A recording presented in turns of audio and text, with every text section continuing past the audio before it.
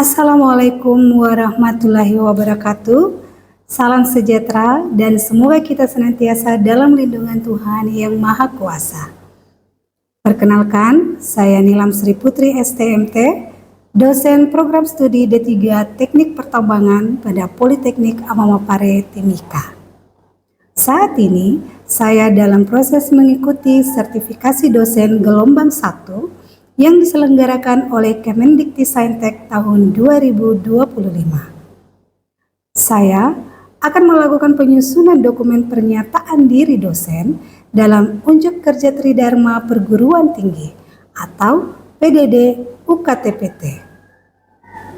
Pada kesempatan ini, saya akan memaparkan salah satu mata kuliah yang saya ampuh, yaitu Eksplorasi Geokimia. Saya mengajar mata kuliah Eksplorasi Geokimia pada semester genap tahun ajaran 2024-2025 dengan bobot 3 SKS. Adapun deskripsi mata kuliah Eksplorasi Geokimia, yaitu mata kuliah ini membahas tentang prinsip-prinsip dan aplikasi geokimia dalam proses pemahaman komposisi kimia dan proses geologi bumi.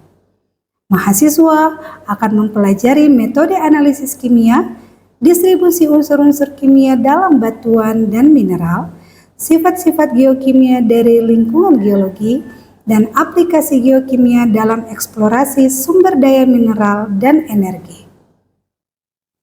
Perkuliahan eksplorasi geokimia ini diselenggarakan secara luring atau tatap muka langsung di dalam kelas. Dalam proses pembelajaran, ada beberapa tahap yang saya lakukan. Yang pertama, mereview materi minggu lalu dengan tujuan untuk mengaktifkan memori mahasiswa tentang materi sebelumnya yang memiliki hubungan dengan materi yang akan diajarkan. Yang kedua, penyampaian materi. Materi disampaikan secara lisan dengan media PowerPoint dan LCD. Yang ketiga, sesi tanya jawab dan diskusi. Setelah melakukan penyampaian materi, akan dibuka sesi tanya jawab dengan mahasiswa untuk meningkatkan ketajaman ilmu pengetahuan yang telah diperoleh. Untuk capaian pembelajaran, mahasiswa yang telah mengikuti perkuliahan eksplorasi geokimia diharapkan mampu, yang pertama, memahami prinsip dasar geokimia dan konsep distribusi unsur kimia dalam batuan dan mineral. Yang kedua, mahasiswa mampu memahami hubungan antara proses geologi dan perubahan komposisi kimia dalam lingkungan geologi. Yang ketiga, mengembangkan keterampilan dalam interpretasi data geokimia dan menyusun laporan penelitian geokimia. Yang keempat, mahasiswa mampu menerapkan metode analisis kimia dalam analisis unsur-unsur kimia dan isotop dalam sampel geologi. Yang kelima, mahasiswa mampu menerapkan geokimia dalam eksplorasi sumber daya mineral dan energi. Penilaian dalam mata kuliah eksplorasi geokimia ini memiliki 5 komponen. Yang pertama, ujian tengah semester dengan bobot sebesar 25%. Yang kedua, ujian akhir semester atau UAS dengan bobot 30%. Yang ketiga, kehadiran dengan bobot 20%. Yang keempat, karakter dengan bobot 5%. Tugas refleksi dengan bobot 20%. Baik, untuk tahapan selanjutnya, mari kita simak video pembelajaran mata kuliah eksplorasi geokimia. Assalamualaikum warahmatullahi wabarakatuh. Waalaikumsalam warahmatullahi wabarakatuh. Selamat siang dan salam sejahtera bagi kita sekalian. Siang, Bu. Baik, teman-teman mahasiswa sekalian, hari ini adalah pertemuan ke-12 untuk mata kuliah eksplorasi geokimia. Namun sebelum memulai proses perkuliahan kita di hari ini, mari kita berdoa terlebih dahulu menurut agama dan keyakinan kita masing-masing. Doa dimulai.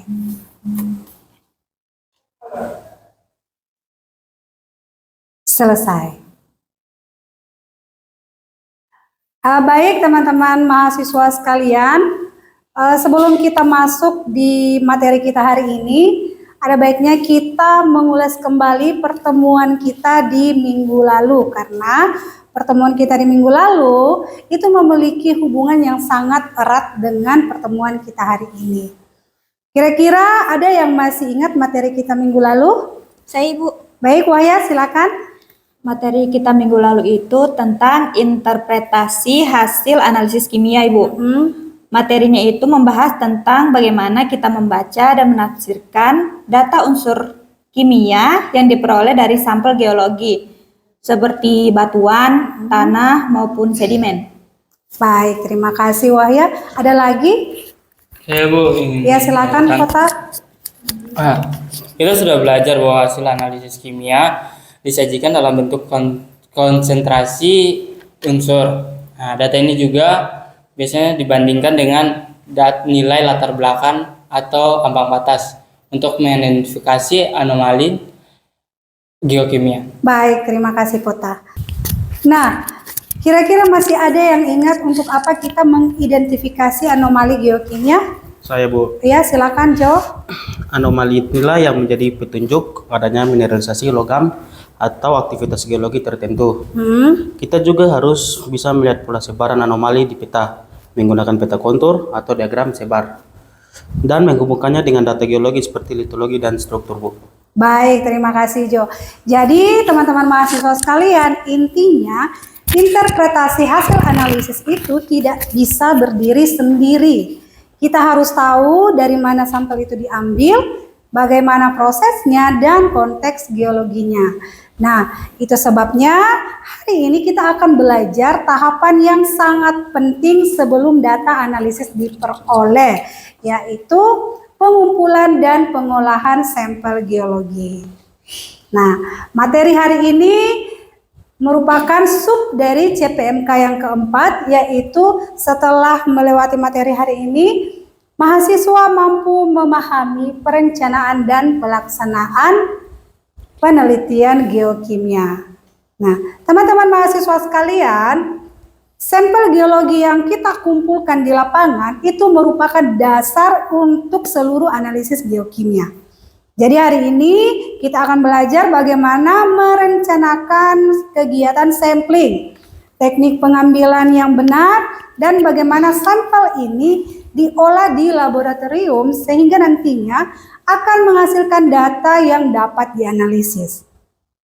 Jadi bukan hanya mengambil batu atau tanah secara sembarangan ya, jadi semua ada metodenya. Nah, diharapkan nanti di akhir perkuliahan kita ini, saya harap teman-teman mahasiswa sekalian sudah mampu menjelaskan jenis-jenis sampel geologis, tahapan pengambilan sampel, dan memahami kenapa proses preparasi dan analisis laboratorium itu sangat menentukan hasil eksplorasi. Nah, materi yang pertama yaitu jenis sampel geologis. Nah, jenis sampel yang umum kita ambil dalam survei geokimia antara lain tanah, batuan, sedimen aliran air, dan kadang juga air. Masing-masing jenis sampel ini memiliki tujuan dan konteks penggunaannya masing-masing. Misalnya, untuk daerah yang tertutup oleh vegetasi, kita itu bisa menggunakan sampel tanah. Kalau kita ingin mengetahui sumber mineral, kita bisa mengambil sampel batuan dari singkapan. Nah, tahapan pengumpulan sampel. Sebelum mengambil sampel, kita perlu perencanaan. Kita perlu perencanaan terlebih dahulu ya. Kita ingin mengambil sampel di mana, kemudian berapa titik, dan metode apa yang akan kita gunakan. Nah, metode yang bisa kita gunakan ada metode grid dan sistematik tergantung skalanya. Di lapangan, kita pun juga harus menggunakan alat yang bersih. Catat semua informasi yang ada, baik itu dari GPS, dan data litologi. Nah, kemudian sampel yang kita ambil itu harus disimpan dengan label yang benar. Nah, kenapa dengan label yang benar? Karena ini penting supaya sampel yang kita ambil itu tidak tertukar. Saya mau bertanya, Bu. Oh ya, Marianus silakan. Apa yang terjadi jika kita salah label? Baik, pertanyaan yang bagus ya. Terima kasih Marianus. Jadi teman kita Marianus bertanya apa yang terjadi jika kita salah label. Jadi yang terjadi jika kita salah memberikan label pada sampel kita bisa tertukar.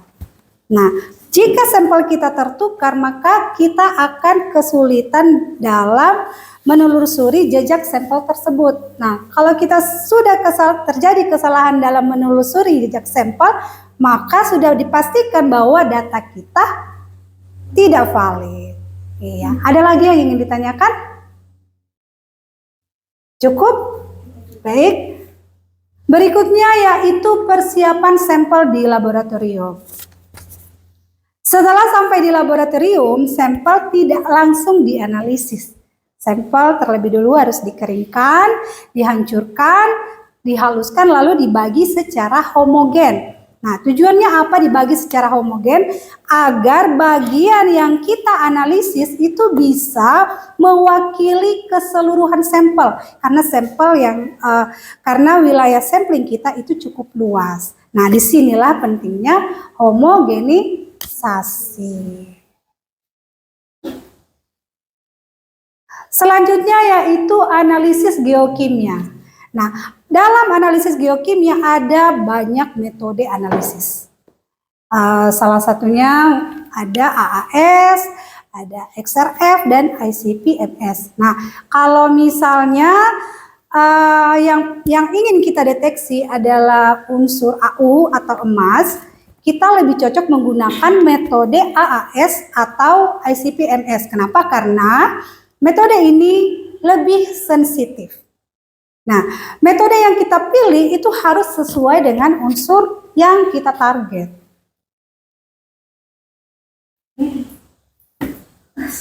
Ya, Ferry ada yang ingin ditanyakan? Silakan. Apakah XRF bisa untuk semua unsur? Baik, terima kasih Ferry atas pertanyaannya. Pertanyaannya sangat bagus.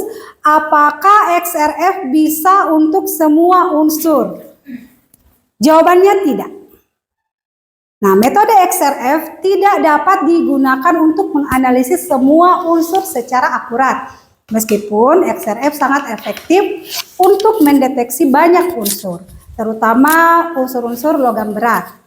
Ada beberapa unsur ringan yang sulit atau tidak mungkin dideteksi oleh metode ini, seperti hidrogen, helium, litium, berilium, dan boron. Ada lagi yang ingin ditanyakan? Baik. Kesalahan sampling dan analisis. Nah, kalau teknik sampling kita salah, sudah dipastikan bahwa hasilnya akan bias atau bahkan salah total. Misalnya yang tadi salah label, kemudian ada kontaminasi, kemudian alat yang dipakai tidak steril. Ini semua akan mempengaruhi hasil dari interpretasi kita nantinya. Bu, saya mau tanya. Ya, baik, silakan. Bagaimana mencegah kontaminasi? Oke, Keliopas, terima kasih atas pertanyaannya. Pertanyaan yang sangat bagus. Bagaimana mencegah kontaminasi? Jadi, kontaminasi bisa terjadi kapan saja selama proses sampling dan analisis. Nah, dengan menerapkan prosedur yang disiplin pencatatan, bersih, dan hati-hati, kita bisa memastikan bahwa data geokimia yang kita peroleh itu valid dan akurat, sehingga mampu menginterpretasikan data dengan benar. Jadi bisa kita simpulkan bahwa pengumpulan dan analisis sampel bukan sekedar kegiatan teknis saja ya, tetapi sangat menentukan keberhasilan kegiatan dari eksplorasi. Nah, kita harus hati-hati sejak awal, mulai dari perencanaan, kemudian pengambilan data, hingga pemrosesan di laboratorium. Sebab ini adalah fondasi untuk menghasilkan data geokimia yang valid dan bermanfaat. Oke, teman-teman mahasiswa sekalian, setelah materi kita akan masuk dalam studi kasus untuk kita mengukur sedalam apa pengetahuan kita hari ini. Oke, bayangkan teman-teman mahasiswa sekalian sedang bertugas sebagai tim eksplorasi di daerah yang belum terpetakan dengan baik. Nah, kondisinya sulit, akses terbatas, tidak ada singkapan batuan yang jelas, dan cuacanya sering hujan. Nah, kira-kira menurut teman-teman sekalian, jenis sampel apa yang akan teman-teman ambil? Dan metode apa yang akan teman-teman gunakan untuk memastikan bahwa sampling tersebut telah representatif dan efisien? Baik, silakan teman-teman mahasiswa sekalian memberikan pendapat. Kita tidak mencari jawaban yang benar atau salah ya, tapi bagaimana logika berpikir teman-teman mahasiswa sekalian sebagai calon ahli eksplorasi geokimia nantinya. Silakan. Saya Bu, Baik, silakan ya Pet. karena tidak ada singkapan dan akses sulit, saya akan mengambil sampel tanah terutama dari horizon B yang relatif stabil secara kimia. Baik, terima kasih ya Pet. Jadi teman kita Yafet ini fokus pada sampelnya ya, fokus pada sampelnya. Jadi akan mengambil sampel tanah, terutama pada horizon B. Baik, ada mungkin yang ingin tanyakan dari segi sampel? Baik, silakan Waya. Oh baik, silakan. Jika ada sungai atau aliran air, saya juga akan mengambil sedimen aliran karena bisa merepresentasikan sumber dari daerah hulu yang lebih luas. Baik, terima kasih Wahya. Ya, jadi dari segi sampel, jadi ada dua sampel yang bisa diambil, yaitu sampel tanah dan sampel sedimen aliran. Luar biasa. Ada yang ingin menambahkan lagi, memberikan pendapat mungkin dari segi metode yang akan kita gunakan. Tadi teman kita Yafet dan teman kita Wahya sudah memberikan pendapat dari segi sampelnya. Mungkin ada yang ingin memberikan pendapat dari segi metodenya, disilakan. Saya Ibu, Oh ya, silakan, mau nama guys, silakan. saya akan menggunakan metode geosampling sederhana dengan interval lebar seperti 200 kali 200 meter. Lalu fokuskan sampling lebih rapat di area yang menunjukkan nilai anomali. Untuk efisiensi, saya akan menggunakan alat ringan dan kemasan siap pakai agar mobilitas tetap tinggi meski akses sulit. Baik, terima kasih Mona, jawaban yang luar biasa ya. Jadi teman kita Mona memberikan pendapat bahwa akan menggunakan metode grid sampling sederhana dengan interval lebar seperti berapa tadi Mona?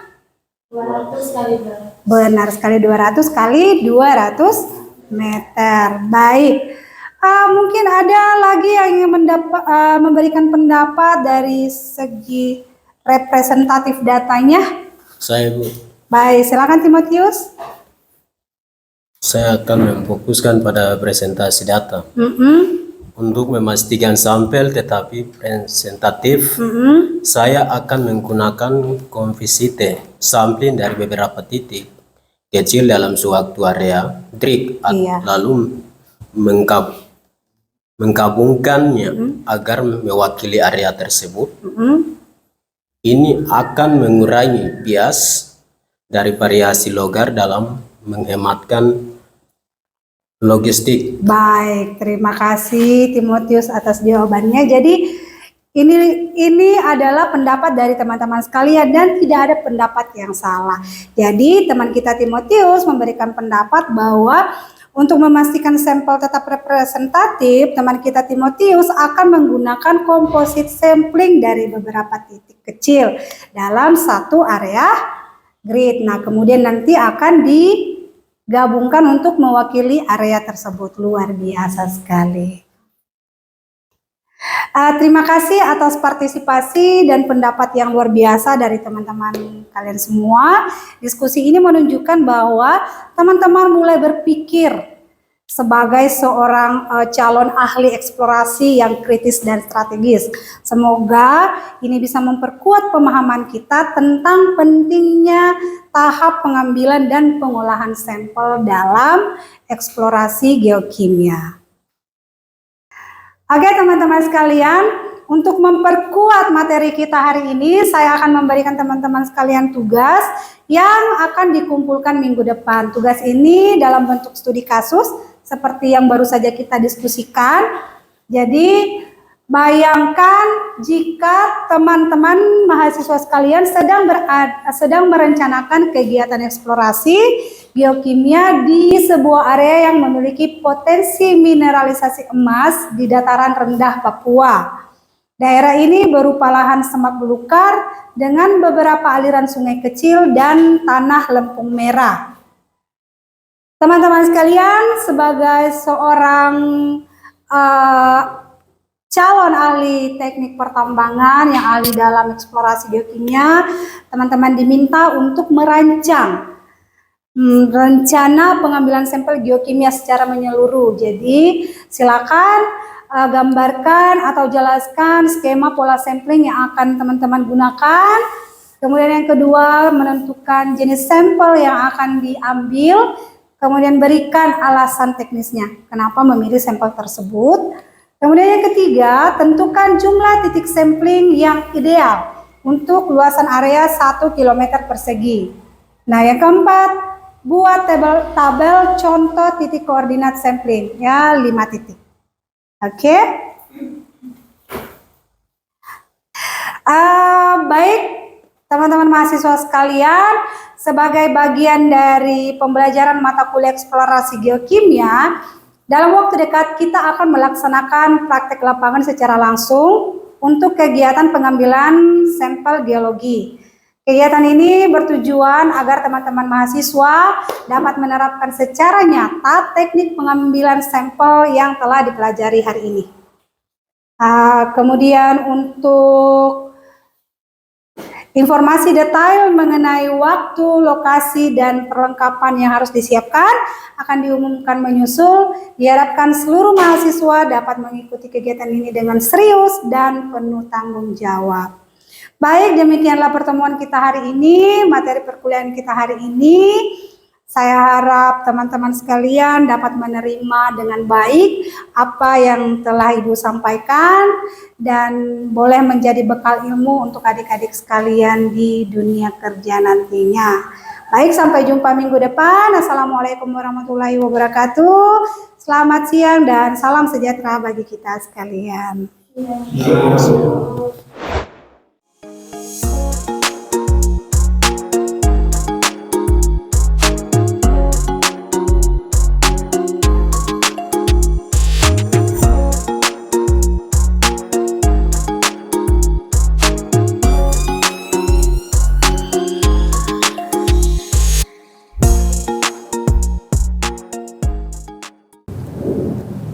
Sekian rekaman video dalam pembelajaran mata kuliah eksplorasi geokimia pada program studi D3 Teknik Pertambangan Politeknik Amamapare Timika.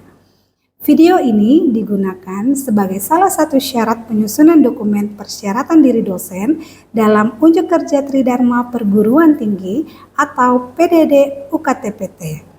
Semoga dapat menjadi pertimbangan baik dalam proses pengajuan sertifikasi dosen gelombang 1 tahun 2025. Terima kasih. Assalamualaikum warahmatullahi wabarakatuh dan salam sejahtera bagi kita sekalian.